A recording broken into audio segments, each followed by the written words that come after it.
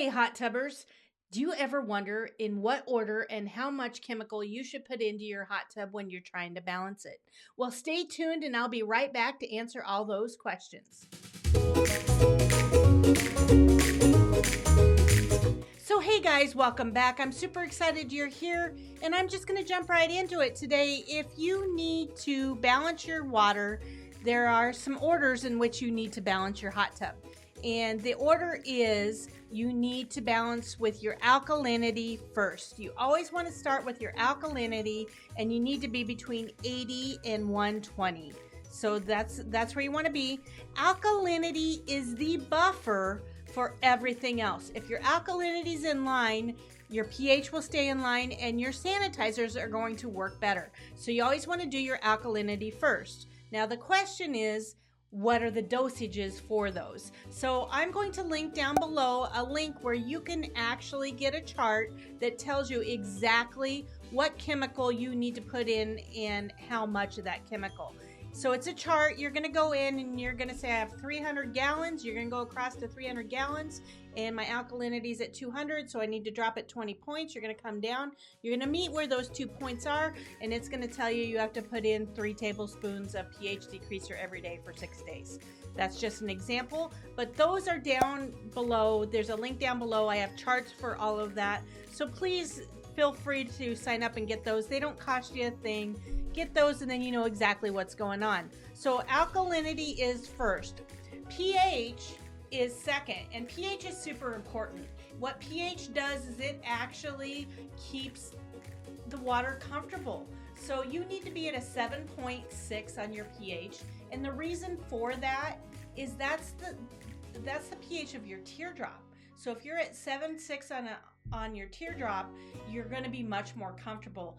So if your pH is in line, your sanitizers are going to be so much more effective. Chlorine, it works best at a 7.6, and so does bromine, and so does salt, and so does everything else. You're going to actually, a hot tub at a 7.6 pH, the chlorine is going to be 3 times more effective than it would be at a 7.0 or an 8.4. So you're actually going to use less chemical if you are at a proper pH balance. So again, to balance your pH, those dosage charts are right down there below. Be sure to download those and do that. The sanitizer is the next. So if you are on a regular chlorine system, you want that chlorine to be 1 3 parts per million. And you're going to have to hand feed that, and you're going to probably put that in every 2 to 3 days. You're probably going to have to add a teaspoon or 2 of chlorine. Now, if you are on an at-ease system, which is a really great system, but an at-ease system needs to be at a 0.5 part per million or higher. It's a super simple system. You just change that cartridge once a month, and you either have chlorine or you don't. But that's a free active chlorine, and it's fantastic. So that's a really good way to go as well. On your salt systems, because it's creating salt, or because it's been creating a sanitizer at all times, that works really well as well, and you need to be at a 0.5 to a 5 part per million at all times. So you've got a bigger range there, but it's constantly making sanitizer, so that works really well as well. And then the other thing that you need to take advantage of is the hardness. And with your hardness, you need to be on a salt system. It is probably the most important product that you need to balance, and that needs to be at a 75 part per million or lower on your hardness. And that's on a salt system.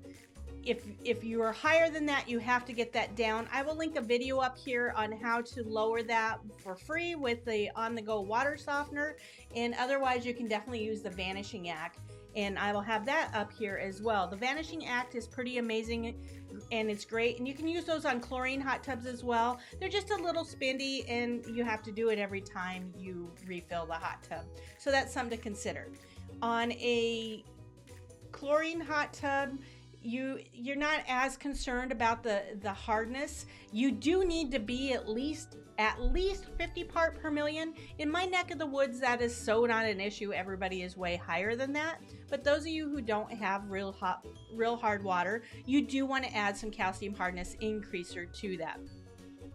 If you do have super hard water, which is pretty common here in the Midwest, you can't really remove it unless you use a vanishing act. But if you're going to you do need to keep it under control, and you're going to do that with stain and scale control, and you're going to need to do that on a weekly basis. I'll put a video up here on how important that is, but stain and scale control on a non-salt hot tub is about as important as oil is for a car. So make sure that you are using stain and scale control if needed. It's really, really important.